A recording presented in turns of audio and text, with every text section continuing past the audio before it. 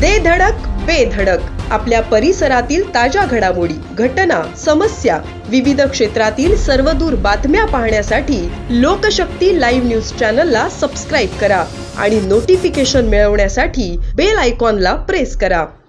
पनवेल शहरातील तक्का येथे भर रस्त्यात एका कारने अचानक पेट घेतल्याची घटना सोमवारी दिनांक 25 नोव्हेंबर रोजी संध्याकाळी घडली। या आगीमध्ये कार पूर्णपणे जळून खाक झाली आहे, मात्र वाहन चालकाच्या प्रसंगावधानामुळे जीवितहानी टळली आहे।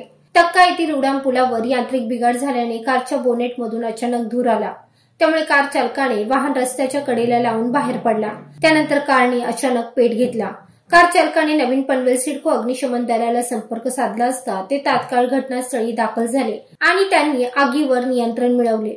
सोमवारी संध्याकाळी 6 वाजण्याच्या सुमारास कौशल राणे हे मुंबईहून अलिबागच्या दिशेला जात असताना त्यांच्या मारुती सुझुकी कंपनीच्या रेड्स कारच्या बोनेटमधून धूर आल्याने ते गाडीच्या बाहेर उतरले।